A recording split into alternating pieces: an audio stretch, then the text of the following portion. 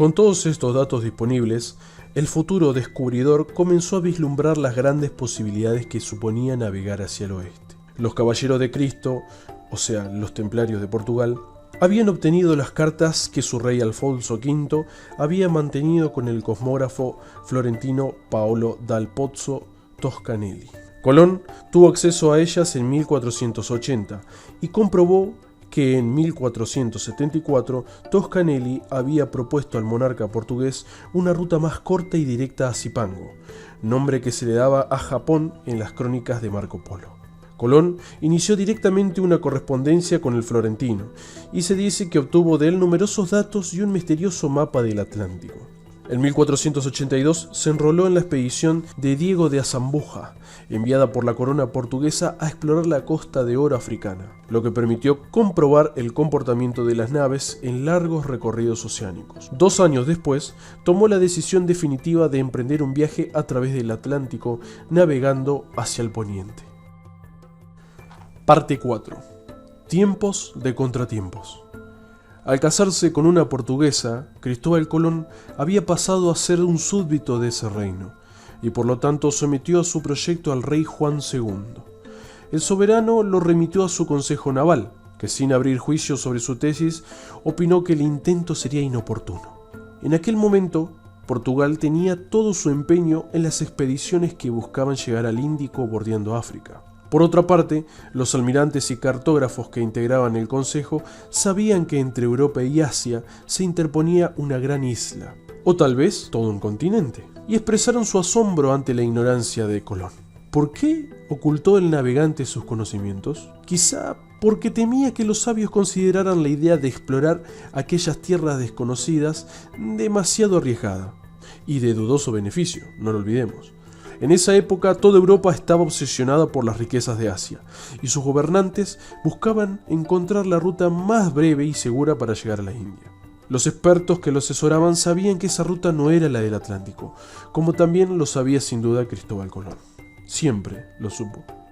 ¿Por qué no recurrió entonces al temple, cuya inmensa riqueza le permitiría financiar holgadamente la expedición? Por una parte, no se sabe cuál era la verdadera relación entre Colón y la Orden Templaria, ni si ésta deseaba que fuera él, y en ese momento, quien redescubriera el Nuevo Mundo.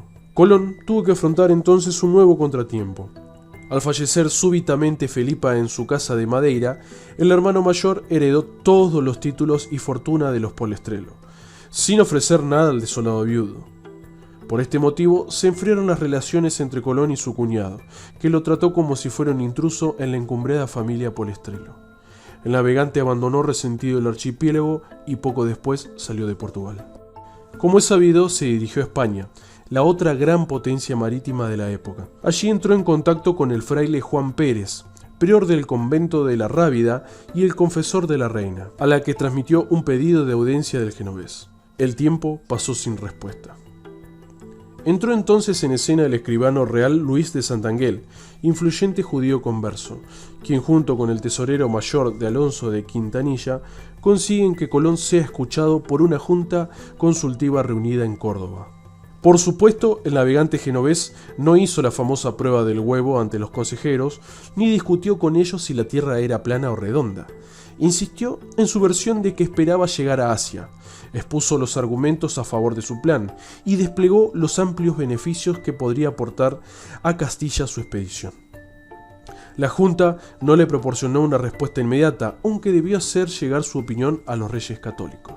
Pasaron 2 largos años de silencio, durante los cuales Colón intentó una vez más convencer al rey Juan II, con la mala fortuna de que en esas fechas llegó a Lisboa la noticia de que los navegantes portugueses habían rodeado el sur de África por el Cabo de Buena Esperanza, abriendo la nueva ruta a oriente por el Océano Índico. Juan II se había gastado una fortuna en esas expediciones y no estaba dispuesto a empeñarse en buscar nuevos itinerarios imprecisos, ni hablemos en hallar un supuesto continente atlántico desconocido y lejano. Parte 5. Colón y la Tierra Prometida. Mientras tanto, los contactos de Colón en Génova habían convencido al rico banquero judío Francesco Pinello de que financiar el viaje a través del Atlántico podía ser una excelente inversión, no solo por las presuntas riquezas de las nuevas tierras, sino porque miles de familias judías podían instalarse en ellas como colonos. Las comunidades judías europeas seguían soñando con el retorno, pero las discriminaciones, vejaciones, matanzas y expulsiones que sufrían en casi toda Europa motivaron la necesidad de que ese deseo simbólico se concretara lo antes posible. Algunos líderes del judaísmo se habían dirigido al Imperio Otomano para solicitar que se les cediera con ese fin un trozo de la bíblica tierra prometida, ofreciendo a cambio una considerable compensación monetaria. La oferta no era descabellada, ya que los turcos mostraban mucha más tolerancia que los europeos hacia las numerosas comunidades judías. No obstante, el sultán Mehmed II se negó a venderles esa parcela de Palestina, quizás por temer que la propuesta fuera una estratagema de los reinos europeos con los que estaba en guerra.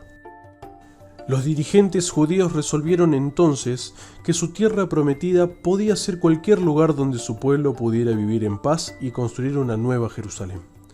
Esa idea coincidía tanto en el nombre como en el objetivo, con la milenaria misión encarnada por el Priorato de Sion y la Orden del Temple. En ambos casos, el fin esencial era encontrar un sitio donde levantar una nueva sociedad distinta y mejor. Que para los judíos fuera el refugio de un pueblo amenazado y para los templarios un proyecto milenarista y universal, era una diferencia en los fines que no impedía compartir los medios. Hay muchos datos que demuestran una especial vinculación de la Orden del Temple con los conocimientos herméticos de los antiguos hebreos, desde los tiempos de su fundación en Tierra Santa. Unos y otros compartían una especial veneración por el Templo de Salomón, y ambos guardaban celosamente los testimonios de una sabiduría ancestral. A finales del siglo XV, judíos y templarios eran dos comunidades perseguidas desde hacía largo tiempo por el Vaticano y los reinos cristianos. No debe sorprender que se unieran para ayudarse mutuamente, aparte de los vínculos que pudieran haber mantenido hasta entonces. Esa complicidad pudo impulsar y financiar la travesía atlántica de Cristóbal Colón, habida cuenta de que ambas partes disponían de riquezas y de secretas influencias sobre los reyes europeos. Parece ya indudable que Pinelo y otros banqueros judíos de Génova reunieron una considerable suma de dinero que hicieron llegar a sus agentes en España. Entonces, Santangel se entrevistó con Isabel, más inclinada que su católico esposo a auspiciar la travesía bajo las banderas de Castillas y Aragón. No es muy probable que los banqueros genoveses exigieran a la reina que depositara sus joyas en garantía, tal como cuenta la leyenda. En primer lugar, porque ella no había pedido el dinero, y en segundo, porque no se trataba técnicamente de un préstamo, sino de una inversión. El siguiente relato es anónimo y poco conocido, tal vez de algún miembro de la corte con afanes de cronista. Cuenta una anécdota de que quizás dio pie a la fábula de que Isabel empeñó sus joyas para poder comprar las carabelas de Colón. Según este autor, el rey Fernando era mucho más reticente al proyecto que su esposa, sobre todo por lo que podría costarle al exiguo tesoro de la corona. Cuenta entonces la escena en la que Santangel se presenta ante la reina con un cofre y le dice: «Mi señora, aquí tenés el dinero para la expedición. No puedo deciros de su procedencia y os ruego que mantengáis el secreto». La reina abre el cofre e Isabel titubea al ver tantas esplendentes monedas de oro. «Pero, ¿qué le digo al rey?», dice Isabel. «Decidle, majestad, que habéis empeñado vuestras joyas». No se puede evitar a esta altura el controvertido tema de si Cristóbal Colón, además de templario, era también judío. Si así fuera, sería el candidato ideal para emprender una empresa conjunta de la Orden del Temple y el judaísmo. Habida cuenta asimismo de sus conocimientos náuticos y su empeño personal. La tesis de que Colón era judío fue levantada por Salvador de Madariaga en su vida del muy magnífico señor Don Cristóbal Colón. Allí sostiene que los Colón eran judíos catalanes afincados en Génova y que en familia seguían hablando su lengua, entre paréntesis, lo cual, junto al dialecto genovés y las jergas portuarias, explicarían la enrevesada expresión oral y escrita del almirante. Agrega el autor español que Colón era un hombre desarraigado, que no mantenía fidelidad a los reinos que servía y que además era glotón. Dato de color. Al parecer atribuía esas características solo a los judíos y a todos ellos. Aunque Madariaga expone en su obra más prejuicios que documentos, su publicación motivó a que se emprendieran estudios e investigaciones más serias sobre el presunto judaísmo de Cristóbal Colón. Los que defienden que era judío señalan que Colón siempre ofreció versiones confusas sobre su origen, que es más probable que hubiera cambiado su primer nombre. Entre paréntesis, ningún judío podría haberse llamado Cristóforo. Y casi seguramente también el apellido. Señalan asimismo que el negocio textil de Génova estaba en el siglo XV casi exclusivamente en manos de judíos, y que la extraña firma del almirante era un signo cabalístico. Como ya se ha mencionado, no llevó ningún fraile misionero en su primer viaje, a pesar de la ayuda que había recibido de los franciscanos. Pero el argumento principal de los autores proclives al origen judío de Colón es la financiación de su travesía por los banqueros de esa comunidad en Génova. ¿Habrían puesto a un gentil al mando de la expedición en busca de la tierra prometida? Parte 6. El retorno de los templarios. Desde el punto de vista de este libro, no tiene relevancia alguna que Colón personalmente fuera o no judío, sino si en realidad fue o no templario. Es sabido que la Orden del Temple aceptaba conversos de origen judío e incluso colaboradores o informantes musulmanes. Algunos documentos sobre Colón y otros de su puño y letra dan pábulo a pensar que pertenecía a algún tipo de sociedad o secta secreta. Se sabe que con el dinero recibido de Génova compró 3 carabelas cuyos nombres se hicieron célebres: la Santa María, la Pinta y la Niña. La primera comandada por el almirante, y las otras 2 por los hermanos Martín Alonso y Vicente Llanes Pinzón, que eran templarios, o por lo menos respondían a estos. Según ciertas crónicas, por lo menos uno de ellos había visitado ya el Nuevo Mundo, dentro de las expediciones de exploración o piratería impulsadas por el Temple. Debe recordarse que también el joven Colón había actuado como pirata, oficio siempre ligado de algún modo a la orden templaria. Siempre se ha pensado, y probablemente con razón, que el nombre de la nave capitana, Santa María, era un homenaje a la Virgen, de la que Isabel era muy devota. Pero también es posible que bajo ese pretexto Colón quisiera honrar a María Magdalena, la mayor santa de los templarios, por haber llevado en su seno la sangre real.